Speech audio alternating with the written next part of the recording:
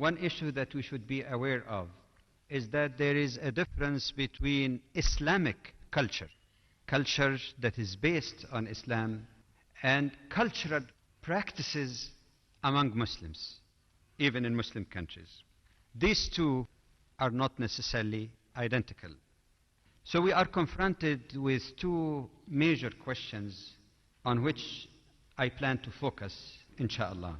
One, how do we know which aspect of culture common among Muslims or some Muslims is indeed Islamic and based on Islam, and which ones are not?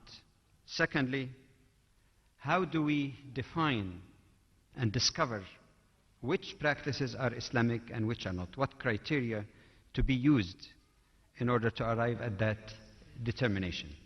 On the first question, I must say that if you put it really in the easiest form, we can perceive of cultural practices among Muslims as falling on a continuum with 3 points.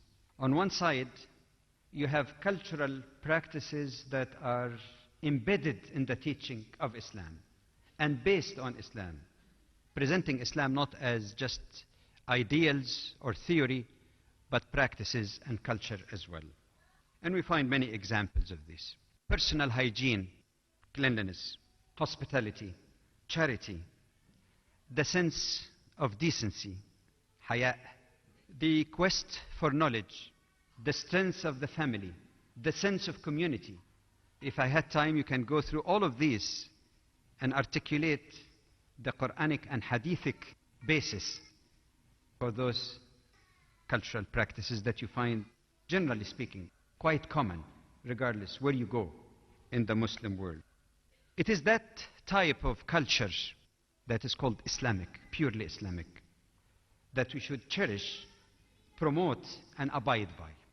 But then moving on the continuum, we come in the middle to cultural practices among Muslims which are not necessarily uniform, which are neither based on Islamic teaching nor opposed to Islamic teaching. A simple example, dear brothers and sisters from India and Pakistan and Bangladesh and other countries, like curry, you cannot say that curry is haram, nor can you say that curry is Islamic.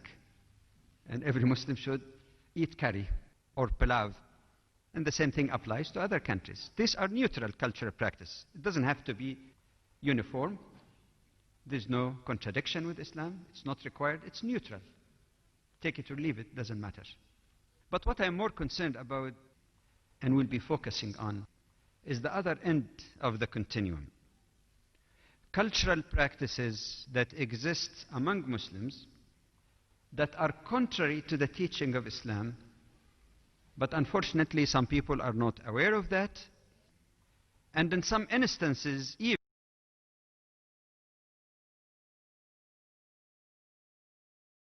example, and then we'll elaborate on the methodology of how to classify those cultural practices. You must be aware that in some areas in the Muslim world, some parents would give their daughter in marriage without their consent, without the consent of the girl, in some cases even against her will. She's almost forced or pressured to marry to someone that she doesn't want to marry to. And some people may think that this is the duty of parents. They are the guardians over their children. They should look after the benefit of their children, and they may think that this is Islamic. Yet, you go back to the time of the Prophet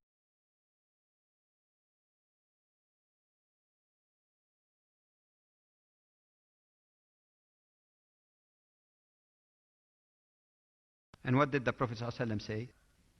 Say, I offer to annul this marriage. The girl apparently happened to have liked the guy anyway, and she said, that's fine. I have agreed with what my father did. But I came here to, you know what her purpose? I came here so that other women know that their fathers could not force them in marriage. Here is a clear case of a practice that some people think is Islamic, that stands in contradiction to what the Prophet ﷺ instructed. And this is not the only hadith about the requirement of consent of the two parties to marriage. So I hope at least the first part is understood, the classification of cultural practices. But now the more important question: how do we find out? What are the criteria of judging whether a particular cultural practice in a given Muslim country or more than one Muslim country is indeed Islamic or not? Here we go back to the Prophet ﷺ, who gave us the two basic sources or primary sources of Islam that we have, all of us, to refer to and defer to. Refer and defer to. When he says that I left with you two things, that if you abide by or adhere to, you will never be misled or led astray after me.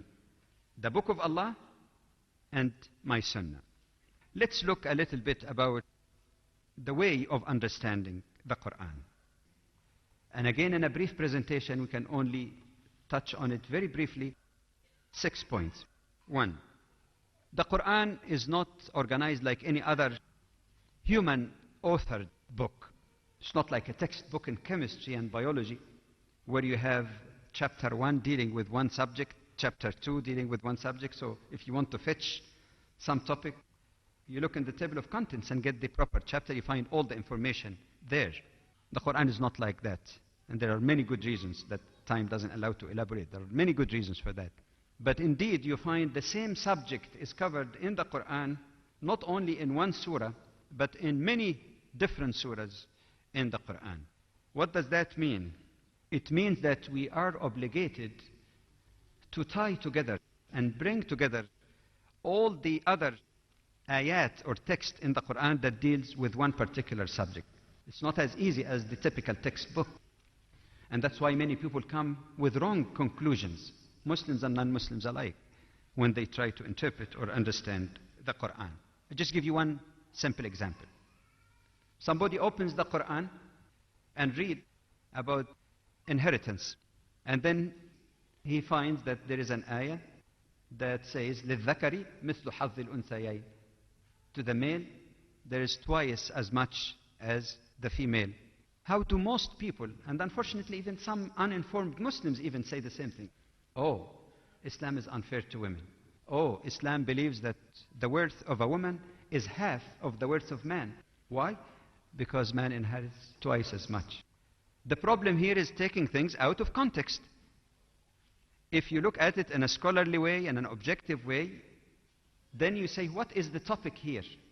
Either the topic about the position of woman versus man, whether there is any superiority or inferiority, and that's a topic that you can find a great deal of answer to that. But even if you stick to one subtopic, financial rights and obligations for men and women, then this is a very partial evidence that you're presenting. You have to go back through the Quran again and find that الرجال قوامون على النساء, that men are responsible for the protection and maintenance of the family. No qualifier whether the wife is rich or not. And here you find additional financial privilege given to women, not given to men. You go into other ayat that supports also the same responsibility of man, the husband, to support his children, even if his wife has as much money or more than he does.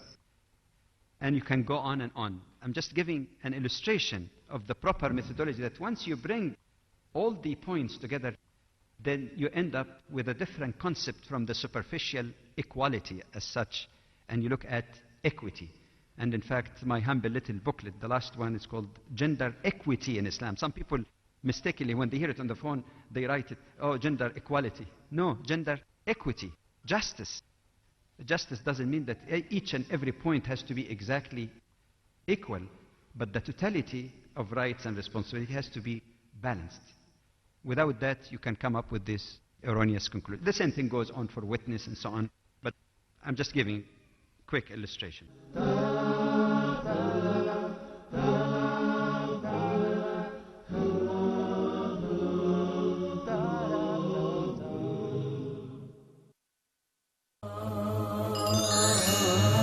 Ask Huda. If you're still in Mecca or close by to Mecca, then you have to know that you are still in the state of ihram. As long as it is not for sale, then he does not have to pay zakah for it. Forbade praying witr similar to maghrib prayer. So whoever prays witr 3 rak'ahs and sitting after the second rak'ah as if he's praying maghrib prayer, this is forbidden, this is haram. Euthanasia is permissible with animals but not with human beings. If an animal is suffering, killing an animal for a legitimate reason is permissible. Both are acceptable, but the majority say that after the ruku' is the place of qunut. But both was reported. Have a question or concern on your mind? Hoda TV decided, based on popular demand, we will be bringing you an additional episode of Ask Hoda with Sheikh Azim bin Luqman Al Hakim live from Jeddah, Kingdom of Saudi Arabia.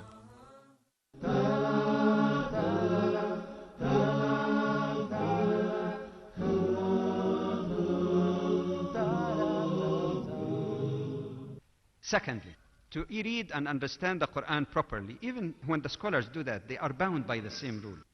One must keep in mind the possibility of supersession. I prefer the word supersession to abrogation. I explained that in my little tapes, also Islamic teaching in album 7 on the Quran and its sciences. But the point basically is that the prohibition, as you know, of drinking took 3 stages. If someone opened the Quran and intoxicants and other things, gambling and so on, say there is some benefit for people and harm, but the harm is greater than the benefit. And somebody reading that alone would say, well, it doesn't say haram. Unless the person is aware that this was one stage and there is another ayah also that definitively forbade drinking. And Allah left this ayat for us in the Quran to give us a model as to how we approach people in da'wah, how to go gradually with them even though the law has already been completed. A third point, one also must understand the occasion of revelation if this information is available. Otherwise, interpretation could be erroneous. I'll give you a typical example. You must have confronted that question. Some people say Islam is very hostile to non-Muslims. Why? Well, in Surah 9, Surah At-Tawbah, it says, فَاقْتُلُوا الْمُشْرِكِينَ حَيْثُ وَجَدْتُمُوهُمْ وَخُذُوهُمْ وَاحْصُرُوهُمْ وَاقْعُدُوا لَهُمْ كُلَّ مَرْصَدٍ. Kill the unbelievers, wherever you find them. And some people, of course, superficially, and those who are not aware of Islam, especially among non-Muslims, say, oh, Islam then teaches a Muslim that whenever you're able to, just hold a gun or a sword, walk in the street, and anyone who is not a Muslim, just strike their heads off or shoot them. What else could it mean? اقتلوا المشركين حيث. The Quran is clear. Kill the unbelievers wherever you find them. And by the way, some writers even have been using this kind of reason. Again, the problem here is twofold. It's the occasion of revelation and also the first reason that you talked about. Let me take the occasion of revelation. In what context was this ayah revealed? It was revealed in the context of the treatment of the pagan Arabs who tortured Muslims, killed Muslims, betrayed their treaties with Muslims, and attacked and killed their allies. In that case, what do you do when you face them in the battlefield? Are you going to tickle them? Obviously, this is a case of war, of people who betrayed and committed atrocities against Muslims, not against an average Jew or Christian walking in the streets or working with you in the office. But it is related also to the first problem we mentioned earlier, not to tie the various texts dealing with one subject. The subject here would be what? Relationship between Muslims and non-Muslims. Is this the only ayah about relationship? How about the ayah that says, لا ينهاكم الله عن الذين لم يقاتلوكم في الدين ولم يخرجوكم من دياركم, Surah 60. Allah does not forbid you, O Muslims, with respect to those who did not fight you because of your religion or drive you out of your homes, that you should deal with them in kindness and justice. Bir, kindness and justice. So again, once you put the points together, you avoid all this kind of misinterpretations. Number 4, even those with Arabic tongue must be careful that certain words in the Quran are used, the same word, identical word, is used in different meanings in the Quran depending on the context. It doesn't have only one meaning. Take the term huda, guidance.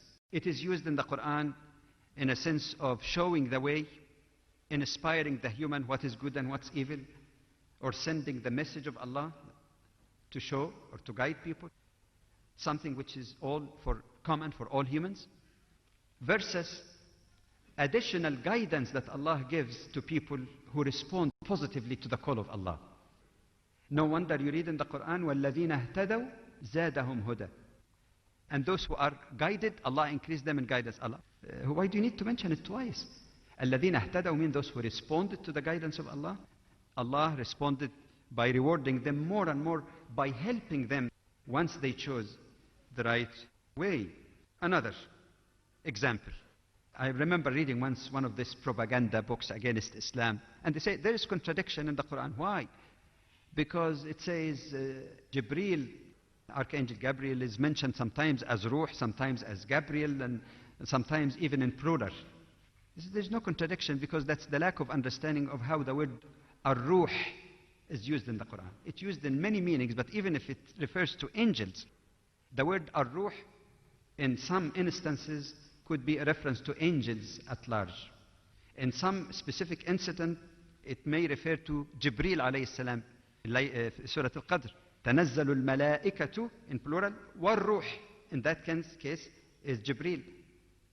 When it speaks about قل نزله روح القدس, the Holy Spirit, not in the Christian sense, the Holy Spirit means the honest Spirit, Jibreel, sent it or brought it down to your heart. So it depends on where the term is used, even though it could be identical.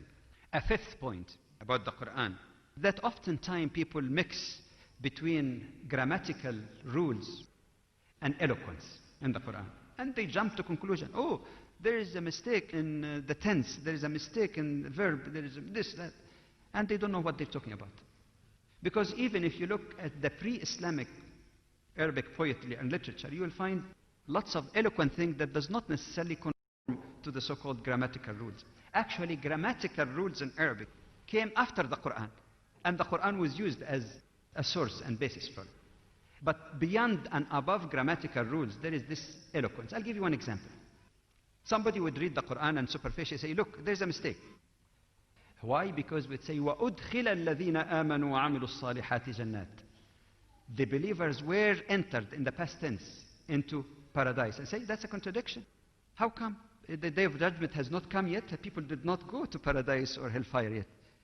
And what they forget here, that there is a very subtle meaning here. That for Allah subhanahu wa ta'ala, past, present, and future are the same. Not like us. If He determined something, it will be, it happened even, you can say. It happened. It is done. Because He decided on that. Not like me when I say, in the future, inshallah, I might do this. I don't know whether this will happen. But Allah Himself, to Him, time scale is really of no significance at all. Likewise, somebody would say there is contradiction in the Quran sometimes in the same ayah. Or the following ayah. ما أصابك من حسنة فمن الله وما أصابك من سيئة فمن نفسك. And then another ayah says, قل كل من عند الله. On one sense it says that everything that happened to you, bad or good, is from Allah. But the next time it says, whatever good comes to you is from Allah, whatever bad is from yourself. I say, how come? What they lack understanding here, there is a subtle and higher meaning here. That in one level of analysis, everything is according to the will of Allah. Nothing violates the overall will of Allah or the laws of Allah subhanahu wa ta'ala that He created in the universe. But in the meantime, some of the wrong or hurt that happens to us could also be a result of our own misbehavior. You smoke, and Allah forbid, you get lung cancer. That's sayyah, that's something bad. You don't blame and say Allah wanted it, because Allah did not tell you to smoke. So it is also فَبِمَا كَسَبَتْ أَيْدِي النَّاسِ, as the Quran illustrates as well. That is because of what the hands of men has done. Pollution in the air and the sea. The Quran also says بِمَا كَسَبَتْ أَيْدِي النَّاسِ. Allah created things pure and nice. But we are the ones who are polluting and poisoning our environment. A sixth and final point before we move to the Sunnah is that oftentimes a term is used in the Quran that may not necessarily have the strict lexical meaning. unless you go back to Sunnah and find exactly what it means. I know this is a sensitive topic that requires lots of explanation, but I'll just give you a reference. And I believe there are some copies available here of the book Gender Equity. There are 4 pages explanation of one ayah that has been used by some to attack Islam and say Islam justifies beating wives. Because the word that appears in the Quran, وَضْرِبُهُنْ. And you go through all dictionaries about, in English for example, about the meaning of idribuhun, none of those lexical meaning is correct theologically, unless you refer back to Sunnah, where the Prophet ﷺ qualified that as something light, understood by the Sahaba and jurists as something symbolical that does not leave a mark even on the body, which shows that even in extreme cases of rebelliousness, extreme cases where all other measures have been tried and were unsuccessful, it's no more than a gentle tap, really. But you translate it into beat or beat lightly or all the other translations, they are short of the correct meaning because there is specification or limitation of the meaning of the word if you go back to the Sunnah of the Prophet ﷺ. And that brings us again to the second primary source, Sunnah. First of all, a word about its importance. Some people say we follow just the Quran. And if indeed they follow the Quran itself gives the authority of the Sunnah. مَنْ يُطِعِ الرَّسُولَ فَقَدْ أَطَاعَ اللَّهِ. Whoever obeys the messenger, he is obeying Allah. وَمَا آتَاكُمُ الرَّسُولُ فَخُذُوهُ وَمَا نَهَاكُمْ عَنْهُ فَانْتَهُوا. Whatever the Prophet, means Muhammad ﷺ, tell you to do, do it. Whatever he forbids you, don't do it. So the Sunnah then can be regarded not as a source, but one of the 2 primary sources of Islam by the text of the hadith of the Prophet ﷺ. But again, sometimes there is misunderstanding, and it leads to controversy among Muslims as to what exactly is the definition of Sunnah. The most important definition is the one that's given by the scholars of usul, the roots of Islamic law. And basically they say everything that was said, done, or approved by the Prophet ﷺ. But they say there are some of those words or actions, you might say, that are excluded from the definition of binding Sunnah. First, things which were done by the Prophet ﷺ in his capacity as a human being. For example, you cannot say that eating is Sunnah because the Prophet ate, but you can say eating with your right hand, eating from what is close to you, is Sunnah, but not eating in itself. You cannot say that sleeping is Sunnah because the Prophet ﷺ slept as a human being. That's not Sunnah in itself, but it is Sunnah to sleep on your right side towards the Qibla and recite certain ayat or dua. That part then becomes Sunnah. Secondly, they say what the Prophet ﷺ did, and there was no indication that this is obligatory on all Muslims, but was a product of the environment in which he lived. Example, he rode camel or horse. Does not mean that all of Muslims throughout the world in all times should not ride anything but camels. So instead of coming to your university or job in your Toyota or whatever, you come and tie on a camel, on board a camel. The Prophet ﷺ did not wear any heavy coat or go to Alaska and try to dress as the Prophet ﷺ dressed in warm Mecca, for example. These are not necessarily obligatory on all.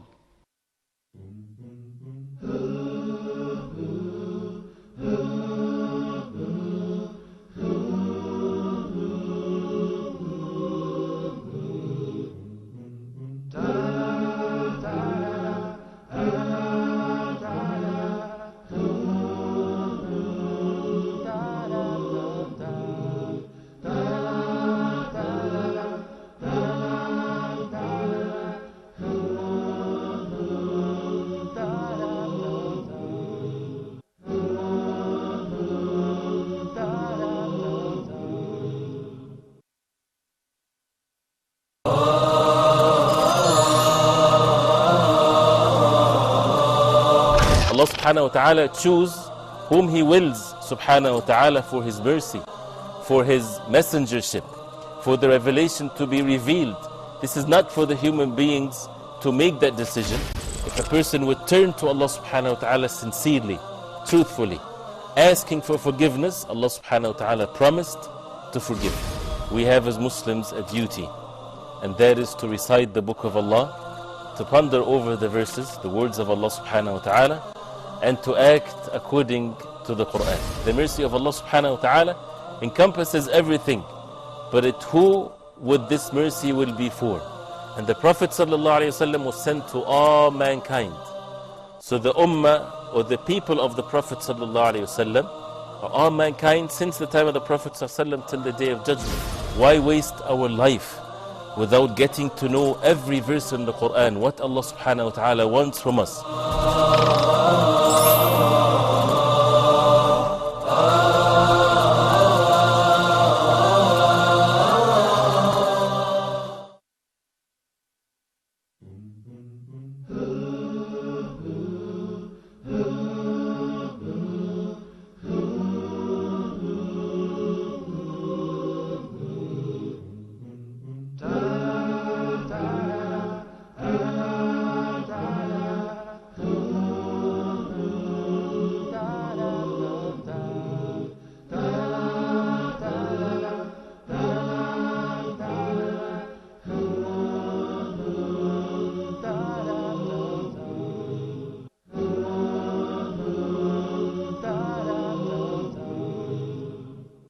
A third exclusion are things which the Prophet ﷺ did, but there is clear evidence that it was specially for him, for special reasons. A quick example, the Prophet ﷺ on one hand said you should not join fasting. You can't fast for 2-3 days without breaking the fast. He did it himself, but he said, Allah gives me food and drink. We're not supposed to follow him in that one. That was a specific thing for him. His wives, after his passing away, were not allowed to marry anyone because they were regarded as mothers of believers, and the ummah needed them more for their knowledge and reporting about the Prophet ﷺ. But any other ordinary Muslim, his widow can remarry after him. But then I'd like to touch on something similar to what we did in the Quran also. Some of the basic rules that avoid misunderstanding and misinterpretation of hadith. Number one, unlike the Quran, which is all 100% authentic, hadith, as we all know, is in degrees. The scholars of hadith spend their lives to try to classify hadith. Some are in the highest degree of authenticity, some are acceptable, some are regarded as weak, some are regarded as very weak. Some are not supposed to be called hadith even because they are fabricated, totally fabricated. A few examples of this are especially hadith pertaining to women, surprisingly enough. People quote a hadith like, don't educate them, whereas the Prophet ﷺ say, seeking knowledge is mandatory duty on every Muslim. Say, وَلَا تُسْكِنُهُنَّ الْمَسَاكِنِ, don't make them live in apartments on higher floors. And the Quran says, أَسْكِنُهُنَّ مِنْ حَيْثُ سَكَنْتُمْ, let them dwell where you're dwelling. So if you're dwelling in the 2nd floor or the 10th floor, your wife is with you. You know, where did they get this from?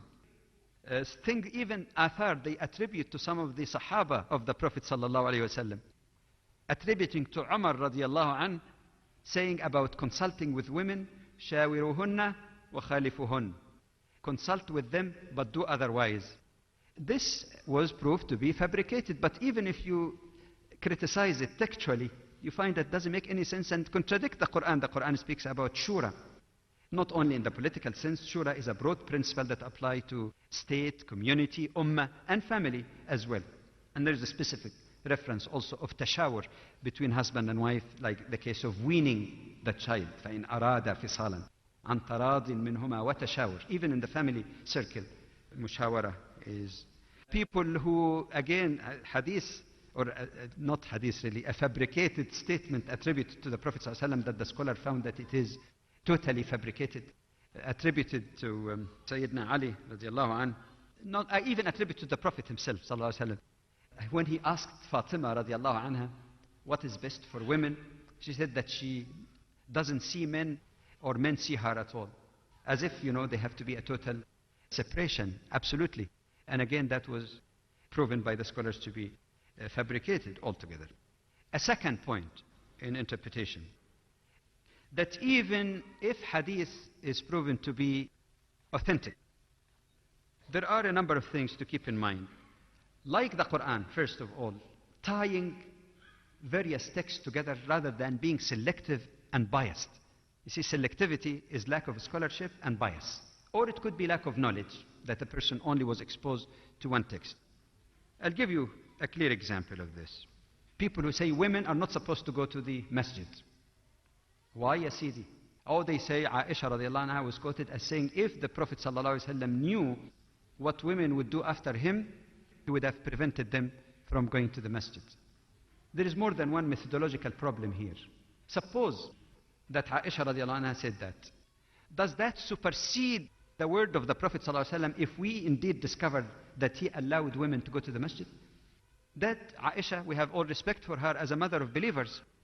And she's expressing her view, her personal view, that when she saw some women getting a little lax, maybe in their hijab when they come to the masjid, she thought that if indeed the Prophet were living, he would have prevented them.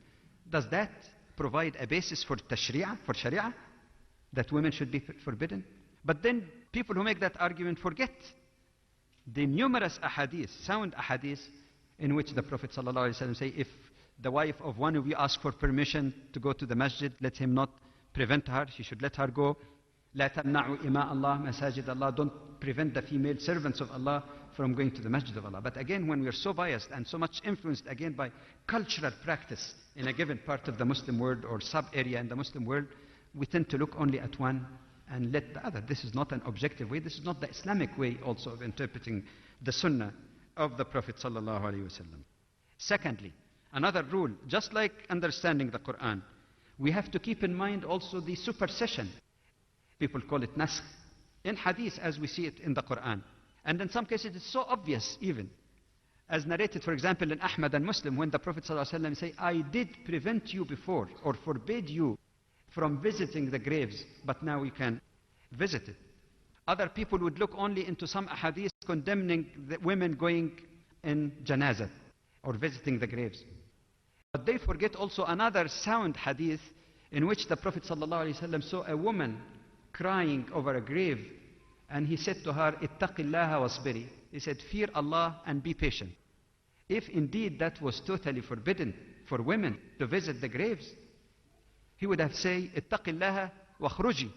Fear Allah and go away. Why did you come to the graves? No, he simply says, be patient. Which means then the objection is on women going in janazah or to the graveyards and crying and making all kind of big scenes. That is not appropriate for Muslims to do. Other examples also of the mulabasat, as the ulama call it, a third rule, that one has to look also into not just the text of one hadith, but related to a broader topic. Take this hadith, al-a'immatu min Quraysh, even though, by the way, this is not the full text of hadith. Actually, ma hakamu fa'adalu, ma sturhimu farahimu. That he says the imams or leaders of the state, if you translate it this way, are from Quraysh. What does it mean? Does it mean that the only qualified Khalifa to rule Muslims should be from Quraysh? Does that what it means?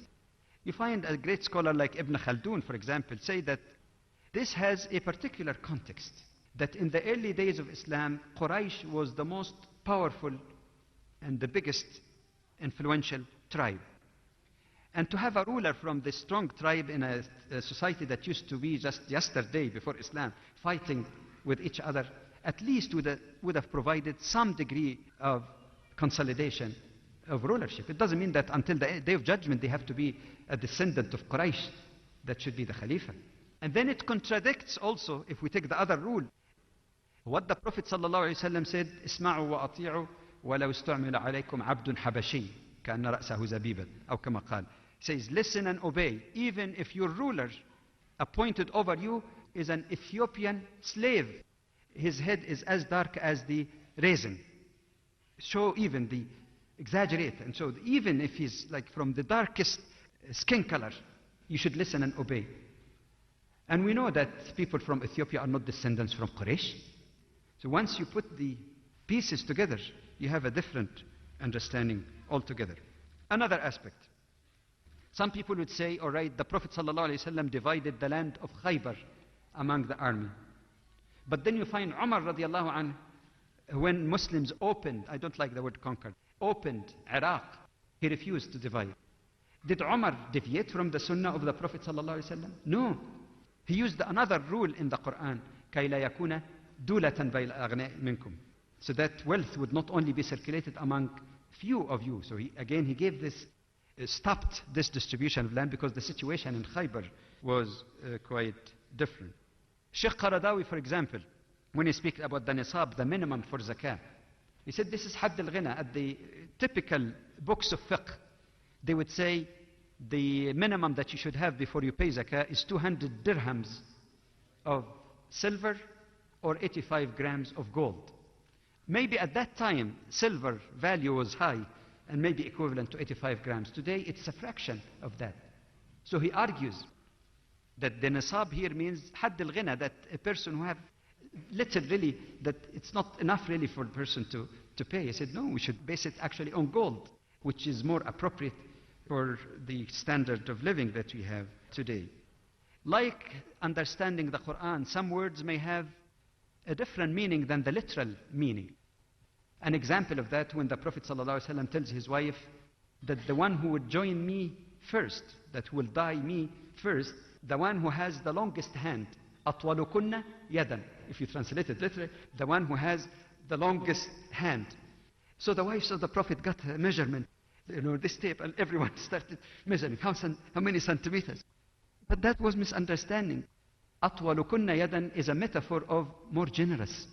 And that was Zainab radiallahu anha. She was very generous. طول اليد, the length of the hand, is not physical. It's a metaphor of generosity.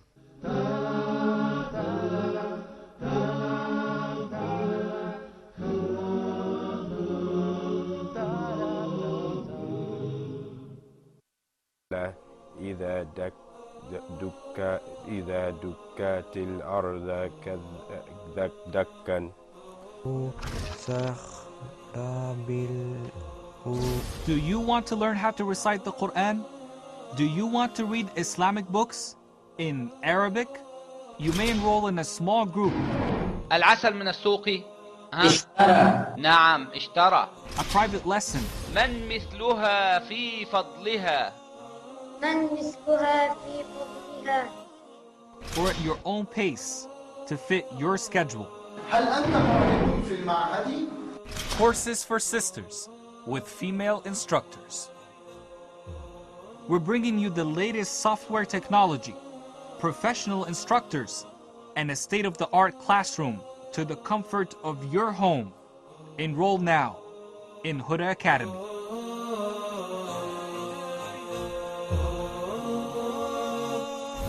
Huda Academy, your gateway to authentic Islamic knowledge.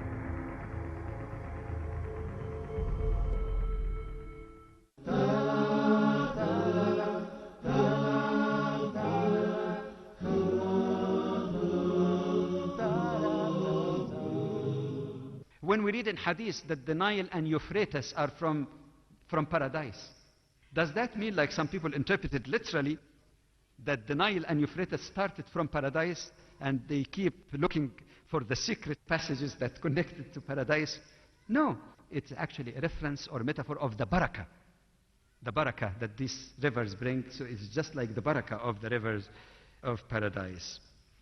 All right, two more quick points, inshallah, we'll conclude. One is also to distinguish, as our ulama teach, between the ends and means. Allah subhanahu wa ta'ala urges Muslims to prepare whatever power they can. وَأَعِدُّوا لَهُمْ مَا اسْتَطَعْتُم مِّن قُوَّةٍ وَمِن رِبَاطِ الْخَيْلِ, and speaks about horses. Well, obviously, horses here was the means used in the battlefield at that time. We should not stop at that, so it's a reference. We understand that this is only a means, and we can have any other means that would help us stand in the case of aggression against Muslims. Another, when we find in Sunnah that the mosque of the Prophet ﷺ was just simply pebbles, or when you read in fiqh that if a person responds to the call of nature, they used to do it outside, that using of stones to clean would suffice. Does that mean we have to do it today when we have running water? And sometimes you might say this is common sense, but Sheikh Qaradawi narrates a story you might have heard of. He said he visited one of the mosques in some place in Asia, and he went to the washroom to the toilet and he found a pile of pebbles. There is water and everything. There is a pile of pebbles. He asked them, why do you have this? Oh, for istinja, that is sunnah. We're doing that for cleaning, that's sunnah. Forgetting that this was a means of cleaning when people didn't have water when they go out or traveling in the desert, or even if they have water, it's very scarce and needed for drink. So to make it easy for them, that was used. But are we really reviving sunnah by going in every mosque now in Britain and putting a pile of pebbles? Even if the hadith is proven to be authentic, there are major mistakes of interpretation of some of those ahadith, especially hadith about women, by the way, forgetting that any hadith must be understood in the light of other ahadith and in the light of the Quran, for no authentic hadith properly interpreted would violate a basic rule in the Quran. Even though these ahadith are sound, some people take two extremes. There is the modernists who want to put everything just in the framework of what is pleasing to others by simply saying, even if that hadith is sahih, I don't accept it. The Prophet would have not said this. But do they give evidence why this hadith all of a sudden become da'if in their judgment? When the specialists who spend their lives classifying hadith classified it as authentic? So this is one extreme. Something that superficial looks contrary in our minds to what the Quran teaches and unfair and so on, throw it away.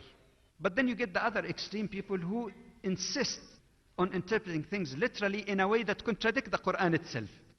I know that explaining that might take more time, but I'm just referring to this as a precaution that even if the hadith looks like that, we should not jump to conclusions. We should try to reinterpret, understand it in a way that is consistent with the Quran and with other sound ahadith.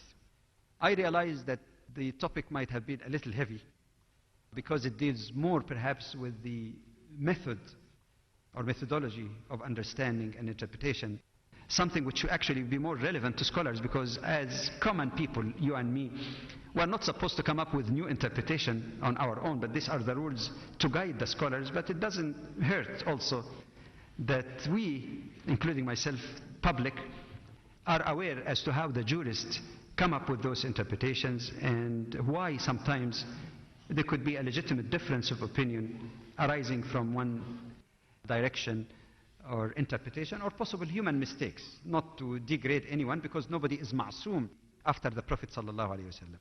May Allah subhanahu wa ta'ala help us develop better understanding of our deen and better ability also to respond even to the difficult questions, especially living in an atmosphere like Muslims living in the Western world. And I hope inshallah that the contribution would motivate us at least to seek more learning and deeper understanding of our deen. أقول قولي هذا وأستغفر الله لي ولكم. السلام عليكم.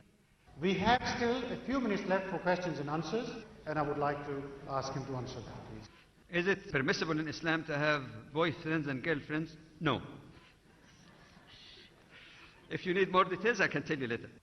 Various cultures have different national dresses. Can these be worn within the conditions? Yes, provided it meets the requirement. There is no special style in the Quran or Hadith. There are criteria or parameters of the proper hijab or proper cover. Whatever dress or mode, cultural dress that does not violate those rules and meet those conditions may be worn. Unfortunately, talaq is increasing in our community, and going through this process is very painful, especially for women. Could you please explain the different types of talaq? And can you tell me if a man has given 2 talaqs and will not give the final talaq, what can the woman do? Very briefly. Talaq, first of all, is regarded as something permissible, but only to be resorted to as a last resort. It is not something that is encouraged, but to meet the reality of lives of people. Secondly, talaq should not be the first thing to be uttered. The Quran speaks about settlement of dispute between husband and wife on the privacy of their own home, without anybody's interference, without dirty laundry before others. If the steps between husband and wife are unsuccessful in resolving the dispute, the Quran speaks about an arbiter or arbitrator from his family, one from her family, so that's family intervention to help, not to magnify the problem. If this doesn't work and talaq or divorce is the only practical solution for the dilemma, It may be revocable divorce. After the utterance of divorce, the woman stays in the household of her husband. There is a waiting period, about 3 months. It could extend to 9 months if she's pregnant until she delivers the baby, but otherwise it's approximately 3 months or 3 menses. If during that period the husband goes back on his word or revokes his divorce, they may resume their marital life without any new contract, but it is counted one. If the 3 months end without reconciliation, then they are separate and each one can remarry as they wish. If the woman has not married yet and the husband reconsiders his decision, he may marry her again with a new contract and a new mahr, so it is totally negotiable contract, and she can perhaps give the condition that might assure that he will not abuse that. She may. It's up to her. The same cycle could be repeated again for the second time, but only after the third time it becomes irrevocable, which means they cannot remarry again unless, without any design or plan, she happens without any intention to marry another man and then later discover without any pre-planning that their life did not really go as well as she expected, and that second man divorces her. Only the first husband can then remarry her. This is just in brief, but there are various forms of talaq. There is talaq on the unilateral will of the husband. There is divorce on the unilateral will of the woman if she includes that as a condition in her nuptial contract.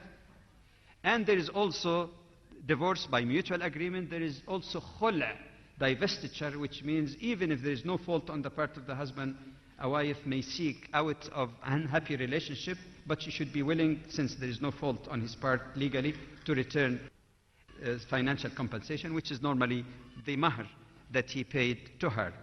And there is also divorce, even against the will of the husband, if indeed she goes to an Islamic family court and prove that he is mistreating her, or there are a number of other reasons. Any reasonable ground can be used, in which case the judge could rule divorce even though the husband may not want it. For people living in non-Muslim societies, my recommendation is to try to establish some council of scholars or imams in a given area to try to fulfill divorce or deal with these family problems in an Islamic manner. And then after that, they can go to court with a minutes of agreement, in which case the court will accept that and become both Islamic and legal. And we should not really resort to non-Muslim courts so long as we can settle it among ourselves.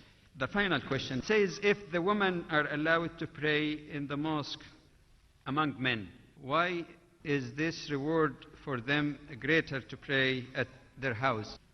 I think the sister probably is referring to a sound hadith in which a woman came to the Prophet ﷺ and she said, I'd like to pray with you in your mosque. And he said that if you pray in the mosque of your people, not the central mosque, it is better. If you pray in the courtyard of your home, it is better. And if you pray even in your bedroom, it is better. How do we understand that hadith? Obviously, hadith does not mean that women should not come to the masjid, because that interpretation would contradict the other ahadith in which the Prophet ﷺ encouraged or allowed women to go to the masjid. It contradicts the practical sunnah, because during the Prophet's time and after him, women went to the mosque. So if all of the women understood that hadith to mean that this is the best thing to do, they would have all done it. They were the best ummah, the best generation of believers. But look carefully at that hadith, part of that hadith at the end, when it says your prayer in your bedroom is better than the courtyard of your house.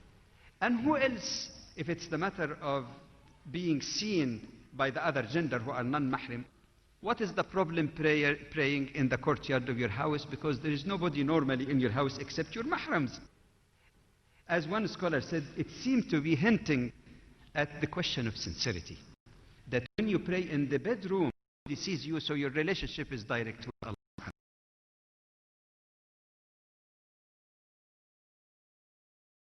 Interpret that to mean that you should make some of your prayers also the sunnah prayer in your home. And that applies to men and women alike.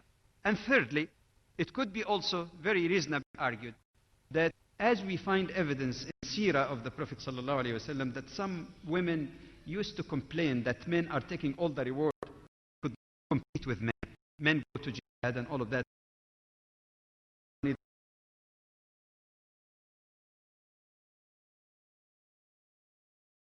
because she may have a baby that may prevent her, even though she may be praying at that time. And it was the sensitivity and gentleness of the Prophet ﷺ always to assure women that if Allah created them like that, it is not in their hand. If they go through menses, it's not in their hand. If they have babies and cannot go to the mosque, it is not in their hand. And we find evidence after evidence of the Prophet ﷺ always assuring them, telling them, your jihad is hajj. By the same token, it could be also a message to women who could not go to the masjid that you're not losing reward. You're not losing the reward of jama'ah. If things stop you from going, you have the reward like men as well. It is again an application of the methodology that we'll be talking about, not to pick one thing out of context, but to relate it to the entire picture. Wallahu a'lam. Jazakumullah khair. Wassalamu alaikum.